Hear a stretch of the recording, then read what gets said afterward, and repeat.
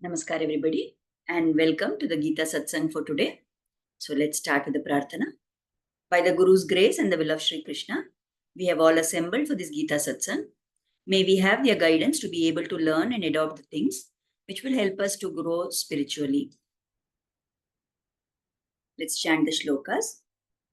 Vasudeva Sutam Devam Kamsa Chanuramardanam Devaki Paramanandam Krishnam Vande Jagadgurum Krishnaya Vasudevaya Haraye Paramatmane Pranatah Kleshanashaya Govindaya Namo Namaha Namostu Te Vyasa Vishala Buddhe Pullara Vindaya Tapatra Netra Yena Tvaya Bharata Taila Purnaha Prajvalito Jnanamaya Pradipaha Ramanujadaya Patram Jnana Vairagyabhushanam Srimad-Venkatanathāryam Vande Vedanta-Deshikam Yo Nityamachyuta-Padambuja-Yukma-Rukma Vyamo-Hatastaditarani Trinaya Mene Asmadguror-Bhagavatosya Dayaika-Sindhoho Ramanujasya Charanam Sharanam Prapadye. So with prayers at the lotus feet of the Acharyas, let us start our topic for today. So in the last satsang, we had come up to the 7th shloka, which was where the Lord talked about how he takes Avatara whenever there is glani of dharma. Yada yada hi dharmasya, that shloka we have seen in the last satsang. Now today, in the 8th shloka, Krishna says to Arjuna, Paritranaya sadhunam vinashaya cha dushkritam dharma samsthapanarthaya sambhavami yuge yuge. He's telling Arjuna that I take birth, I appear on this earth age after age, yuga after yuga. Why? To protect the righteous, to annihilate, to destroy the wicked people, and to re-establish the principles of dharma. So if you remember, we have been considering all these questions. So we have been seeing in this 4th chapter, the first question that was asked is the birth of the Lord real or it is an illusion? So the answer we got was that it is real. There's nothing illusory about it. Is the glory of the Lord same in all the births? Yes, indeed. He never reduces his glory in any birth. Is the body makeup of the Lord same as ours or it is different from ours? The answer is that indeed it is different from ours. He is made up of Shuddha Sattva while we are made up of Sattva, Rajas and Tamas. What is the reason for the Lord's birth? It is by his own sankalpa. When does he take birth? Whenever adharma rises and dharma is destroyed or becomes less. And today we are going to take up the 6th question, that is, what is the purpose of the Lord's birth? He is taking birth, he is saying, whenever there is decline of dharma and rise of adharma. So why does he take birth at that point of time? So here Krishna has answered this question in this shloka. First, for protecting sadhus, to destroy wicked people, the evildoers, and to re-establish dharma. So this is what we are going to talk about today. So when we take our birth, the human beings, the animals, all these things, all these entities, our birth is because we have an effect of papa and punya. We have done karmas, we are still doing karmas. So to get rid of the effect of that papa punya, to get rid of all our karmas, we are taking birth. Why does the Lord take avatara? There are 3 reasons for the Lord's avatara. So first is to protect the sadhus, paritranaya sadhuna. The second is to destroy who are dushta, the wicked people, vinashaya dushkrita. Dharma samsthapanarthaya, to re-establish dharma. Now, whenever the first and second objectives are attained, that is, if the evil people are destroyed and if the sadhus are protected, then automatically the third effect will take place. That is, dharma will be re-established. There will be samsthapana of dharma. So here, the things to be noted are, Krishna said, I will protect the sadhus. Now, many times in common language, when we are having conversations, we use this word sadhu. We will say, if there is somebody who is very mild, then commonly we sometimes say that that person is very sadhu. So we've got that in our colloquial language, but actually there is a deeper connotation to the meaning of the word sadhu. It is not just somebody who is quiet and silent and harmless, not like that. One more thing we need to remember is that from the Lord's point of view, it is not enough to be just a sajjan. Sajjan is somebody who is a good person, right? He is good, he does not do bad to others, he is good in his behavior. But mere goodness, mere sajjanata is not of value in Adhyatma. For spiritual progress, for the Lord to bless you, you need to be a bhakta. So when we say that the Lord will protect the sadhus, what we mean is the Lord takes Avatara to protect his bhaktas. Who is this bhakta? What are the characteristics of this person who is a sadhu? They are people who abide by the rules of Varnashrami Vyavastha. So according to whatever Varna they are, according to whatever ashrama they belong to, whatever stage of life they are in, they do their duties accordingly.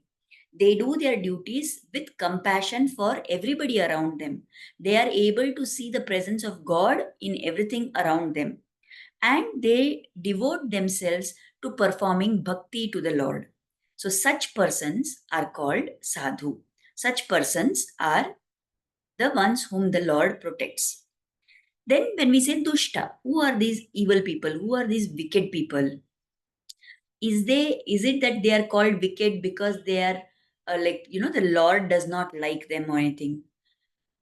This whole concept of liking something and disliking somebody, loving someone and hating someone, it is only for us at the human level, isn't it? For the Lord, he is equal to all beings. He does not have any favorites on his own. But there is one quality because of which the Lord will say, this person is mine and that person is not mine. That is based on whether somebody is a bhakta or not. So on his own, the Lord has no enemies. But then why are we telling that he is going to destroy these evil people? Why does the Lord designate somebody as being evil? Anyone who is an enemy of the Lord's bhaktas, anybody who is being hostile to someone who is the Lord's devotee, the Lord considers that person as as his enemy. So for himself, he has no enemies and friends. But if there is someone who is his dear bhakta and there is another person being bad to the bhakta, then that person who is behaving badly to the bhakta, the Lord considers him or her as his enemy. So that is how we define dushta. So whatever a sadhu does, the dushta is a person who does the opposite of that. The third thing, as we said, the re-establishment of dharma, it will automatically happen whenever the evil people on this planet are destroyed. Whenever there is rakshana of the sadhus, automatically dharma will be reaffirmed once more. It will be re-established. Now, this to explain this example of how the Lord has no enemies of his own, the commentators, the acharyas, they give some examples. Like typically, there are two instances which are quoted. We know in the Mahabharata, in the Kurukshetra Yuddha, at one point of time, Bhishma was fighting very, strongly against Arjuna. All his arrows were coming and they were in, there was great danger of actually Arjuna getting injured. So at that point of time, Krishna was very angry. Now, this Arjuna, out of emotion for Bhishma, was not really giving his full strength and full, skill and fighting against Bhishma. So at that point of time, when so many arrows are hitting Arjuna, the Lord got so angry. Why did he get angry? Because he considers Arjuna as his dear friend. So Arjuna is loved of the Lord. Arjuna is the one who is the Lord's bhakta. So when this bhakta of his is being, injured like this, the Lord could not bear that. He threw down the reins of the chariot. He ran towards Bhishma. And because he didn't have any ayudha with him, he picked up the wheel of a chariot which was lying on the battlefield. And with that, he rushed towards Bhishma, saying, I am only going to finish off Bhishma because Arjuna is not doing the job. Why did the Lord get so angry against Bhishma at that point of time? Because his Bhakta Arjuna was in danger. So at that time, the Lord was angry and rushed to his protection. The other example we can see, which is told to us, is of the Rama Ravana Yuddha. So when Ravana was fighting against Rama, for a brief period of time, Rama was being carried by Hanuman on his shoulders. Ravana had a big chariot and all that, but Rama didn't have any such paraphernalia, isn't it? So Hanuman carried Rama on his shoulders and Rama was waging war. Now, at this time, whatever happened, how many ever Banas Ravana sent the way of Rama, very smilingly, he was just, giving his answer. He was fighting back. There was no any anger or resentment in Rama. He was just thwarting the attack of Ravana very quietly. But at one point of time, Ravana thought that why this Rama is not getting angry at me. And then what he did was he decided that, okay, Rama, I'm not able to do anything to. Let me direct my attack on Hanuman. So he started hurling arrows in the direction of Hanuman.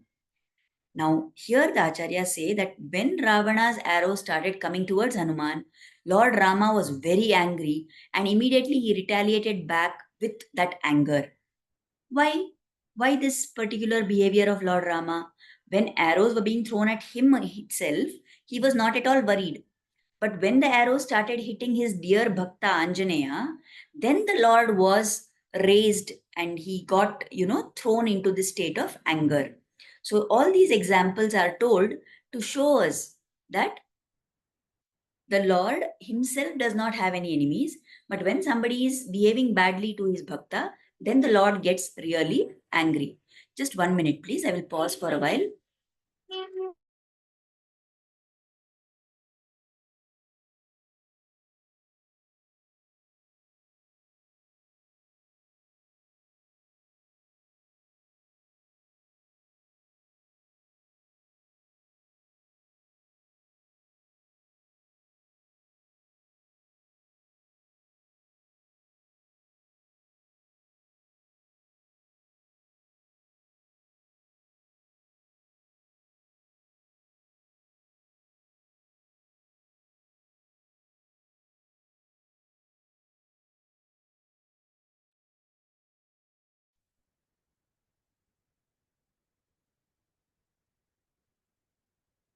I'm sorry, we'll continue. Yeah, we were talking about how the Lord feels very angry when his bhaktas are affected. So even if you take the example of Narasimha Avatara, in that Hiranyakashipu was all along saying that the Lord is not there. Who is this Hari? Who is this Vishnu? He is I am superior to him. And he did so many things. The Lord was quiet at all those times. But the minute he threatened Prahlada, saying that I will kill you now, then at that very moment, the Lord burst out of the pillar in the form of Narasimha. So in all these examples, we can see that the Lord feels very angry when his bhaktas are being troubled. Here there's another thing to note that out of all the acharyas, Swami Ramanujacharya gives a very unique explanation for why the Lord takes avatara. So in the Bhagavad Gita, wherever now the Lord has told that I am taking avatara for paritranaya sadhunam, vinashaya cha dushkritam, dharma samsthapanarthaya. Out of all the acharyas, Swami Ramanujacharya says that in reality, the Lord's only purpose is paritranaya sadhuna. Why does he say this? He explains this by saying that the Lord can destroy evildoers sitting in Vaikuntha itself. So, re-establishing dharma is not difficult for the Lord. He does not need to come to Bhuloka. But why does he come? He comes so that the Lord's devotees can get his association. They benefit from his presence. He can perform lot of leelas for the benefit of these devotees of his. And these devotees can participate in those leelas like the Vanaras or like the Gopa Gopis of Gokula.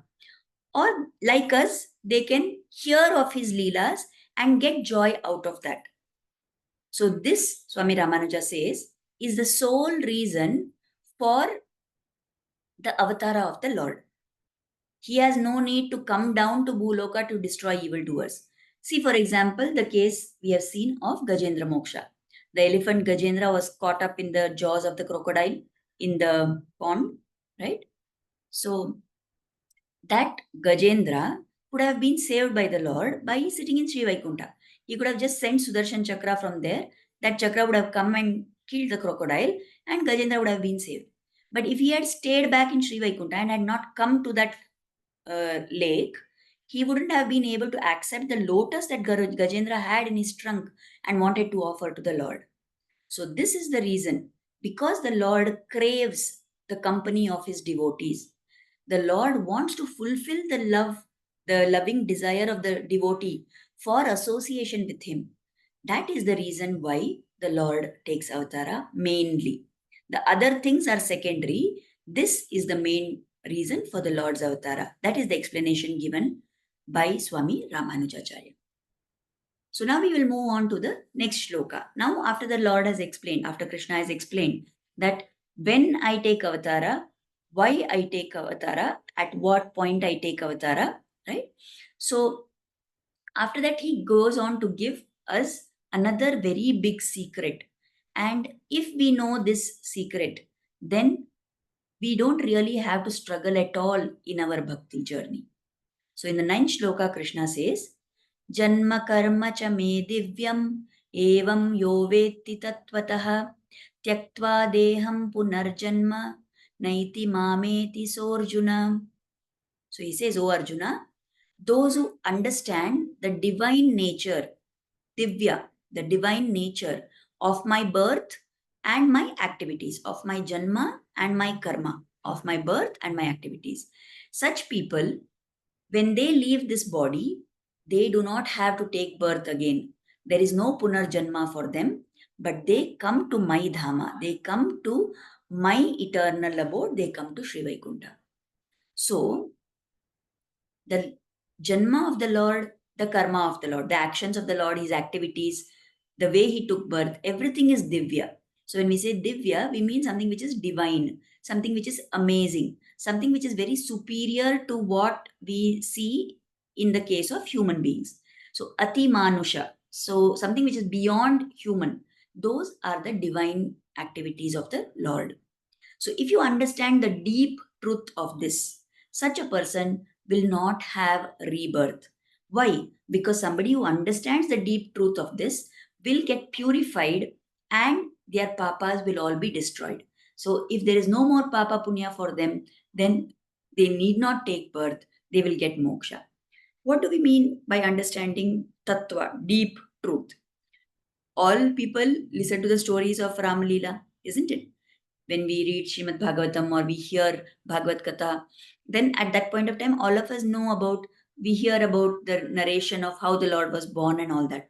But are we just listening to it like a story, or are we understanding the deeper truth in that? Everywhere Krishna is portrayed like a gwala, he is a cowherd. Is he only a cowherd? No, we need to understand that he is the most superior being. He is the Paramatma. And he took this inferior birth just for the sake of his devotees. Understanding that is understanding the deep truth of his avatar. We heard stories about how Krishna went into this house, that house, everywhere, and he stole butter. What is it that we need to understand? What is the deeper truth here? Just like he steals the butter, eats it up, and breaks the pot and runs away from there, similarly, our Sharira is the pot and the Atma within this pot. Okay, that is the butter. So he eats the butter and he breaks the pot. He takes the Atma from within the Sharira, he leaves that Sharira behind and he takes that Atma as his own. So, understanding like this, that is the meaning of saying that understanding the deep truth of the Lord's Leelas. And if we do bhakti with a deeper understanding of this Avatara Rahasya of the Lord, then such a person who does bhakti in this manner, understanding this secret behind the Lord's birth, such a person will definitely get mukti. So, further more details are given. If we listen to certain events, janma and karma, some events in the birth of Lord Krishna, like when we hear about how he was born, Vasudeva and Devaki were in the prison. Their hands and legs were bound up with chains. So if we hear that story, then we know that when Krishna was born, those chains which were binding Vasudeva and Devaki were broken by themselves. So if we hear this, then what happens? The shackles of Papa and Punya which are binding us in this samsara, those shackles are broken. Our bindings are broken away. We know when Vasudeva took baby Krishna in the basket on top of his head and reached the Yamuna river, Krishna told him that you have to cross the Yamuna and go across to the other side. So he started walking. The Yamuna was in spate. She rose up and up and up until she touched the feet of Krishna, which were protruding out of that basket. The minute she touched his feet, she fell back down again. And she fell to such a low level that she parted and made way for Vasudeva to easily pass through. If we hear this story about how the Yamuna rose and then fell back, touching his lowly feet, same way the troubles in our samsara will become so low and disappear away. If we hear the Leelas of the Lord, where he drank milk, whether it was from the demoness Putana or from his loving mother Yashoda, anybody who hears about how the Lord drank his mother's milk, such a person won't have to drink another mother's milk ever in this earth. That means when we hear of how the Lord drank milk, we don't have to drink mother's milk again. That means there is no further rebirth for this Atma. When we hear that Lord Krishna was tied to the grinding mortar, he got the name Damodara from that. When we hear that he was tied to that mortar, then we don't have to stay tied to this samsara. When we say that Krishna stole butter, our papas get stolen away. So like this, hearing with bhakti, hearing with bhava, the events of the janma and karma of the Lord, that kind of hearing is what will take us beyond this cycle of janma mrityu. Whenever the alvars are singing of Krishna, in many places they address him by this word Mayan. Mayan means somebody who does amazing things. It also means somebody who deceives, somebody who cheats. Why are they saying this? In what context are they saying this?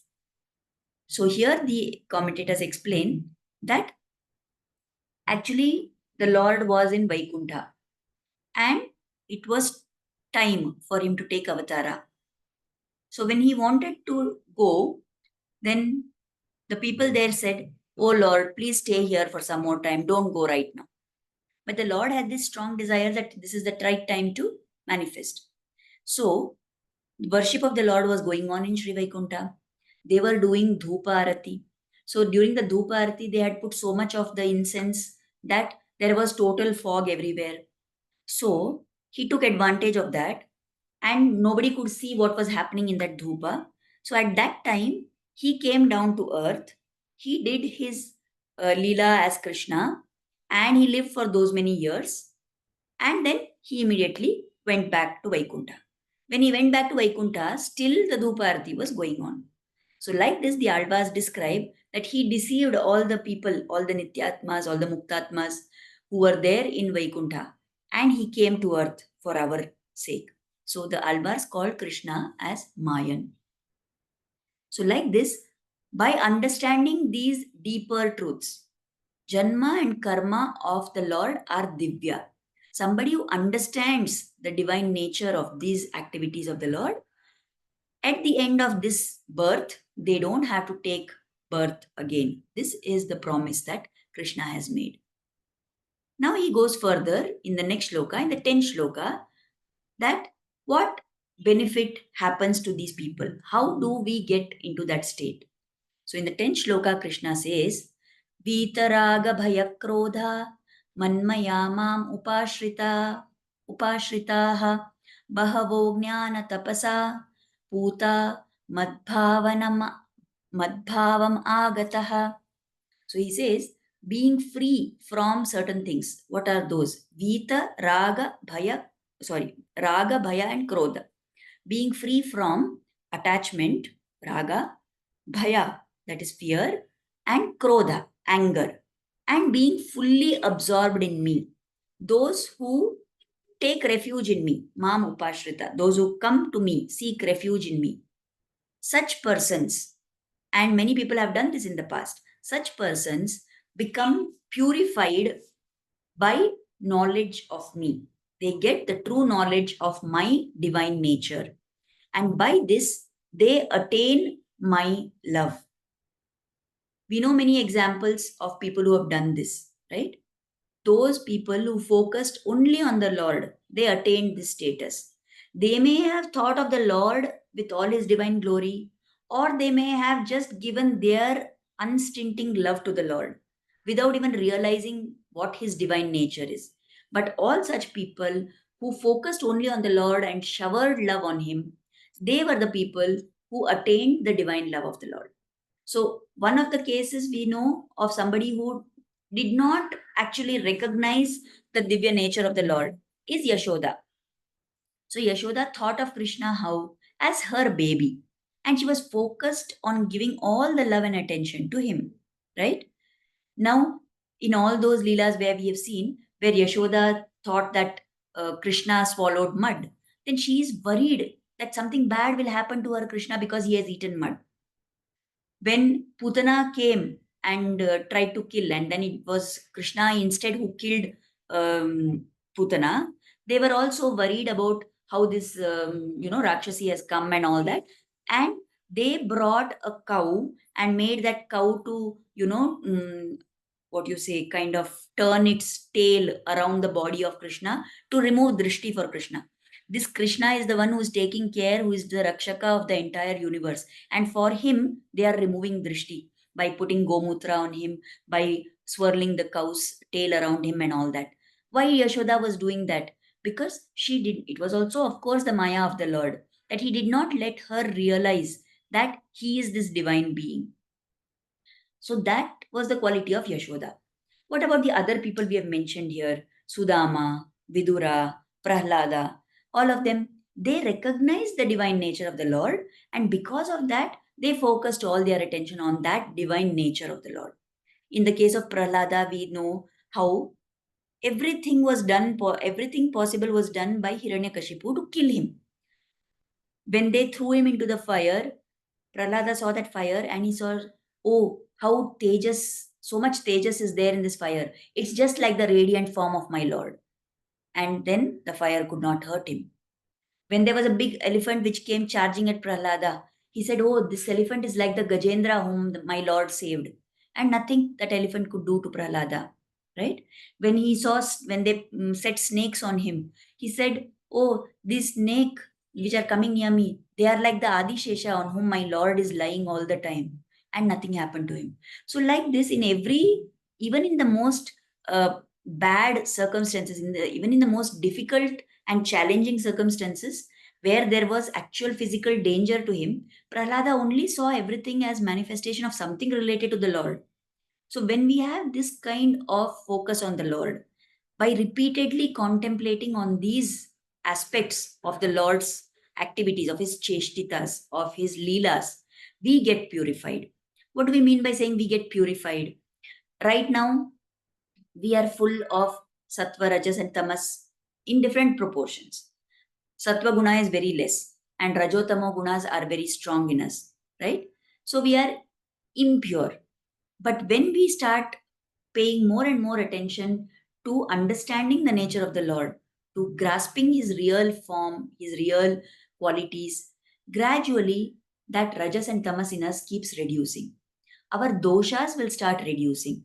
As our doshas reduce, we lose whatever desire, fear, and anger. No more raga, no more bhaya, no more krodha. Once we get Krishna, all these run away from us. Of course, it will be a gradual process, isn't it? It's not that today we have understood about Krishna. That understanding Krishna is also not a overnight process. And getting rid of the doshas is also not an overnight process. It's not something that will happen suddenly one day. We have to keep consciously working towards it.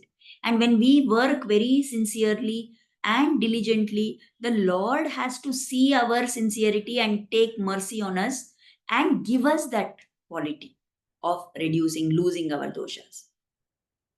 So once somebody has this kind of focus, such a person gets the divine love of the Lord. He says, these people who took refuge in me like this, they attain my divine love. Now, we've already said that such people, in the previous shloka, we said they go to the abode of the Lord and they don't take birth again. Now, what happens once they go there, right? What do they become one with the Lord? According to the Vishishtadvaita Sampradaya, according to this philosophy of Swami Ramanujacharya, when this Atma gets mukti and reaches Sri Vaikuntha, it becomes similar to the Lord in certain qualities, not in all of them, but in the certain 8 qualities. But does not become one with the Lord. There is no concept of the Jivatma which got mukti going and merging with the Lord. The Jivatma which got mukti is now called a Muktatma. He does not merge with the Lord, but that Muktatma has a existence separate from the Lord as the eternal servant, as the dasa of the Lord in Sri Vaikuntha. So all these qualities, apahatapatma, vijaraha, vishokaha, vimrityu, apipasa, satyakama, satyasankalpa, like there is no sin for that Muktatma. There is no hunger, there is no thirst, there is no old age, there is no uh, sadness or grief, there is no death. And whatever they desire comes true. Whatever they decide happens. So these are the qualities of the Lord, and those same qualities attach to this Muktatma. But the Muktatma does not become Aikya with the Lord, does not become one with the Lord. There are 2 qualities which the Muktatma will never get like the Lord. What are those 2 qualities? It is explained. The first is the power of creation, as being the person who does the creation of this universe. That quality the Muktatma will not get. That is only for the Lord. And being Shriyapati, being the Pati of Shri Lakshmi. That also will not come to the Muktatmas. It is only for Lord Sriman Narayana. So this status of reaching Vaikuntha and existing there eternally as a dasa of the Lord, that comes to those people who focus their entire attention and energy on the Lord alone and reduce their doshas. That is the reward which is waiting for us. So how can we use this information, all this knowledge for our benefit? Now we have understood that understanding the divine glories of the Lord is very important. So every day we need to make sure that we are spending at least some time in listening to the Leelas of the Lord, in chanting the Lord's names, in singing bhajans, in glorifying His name, in glorifying Him, whichever may be the avatara we are talking about, whatever may be the narrations we are listening to, but we need to spend time with God and His stories, because they are not just stories, they are the acts that He has performed out of lot of compassion for us, so that we don't remain stuck in this samsara.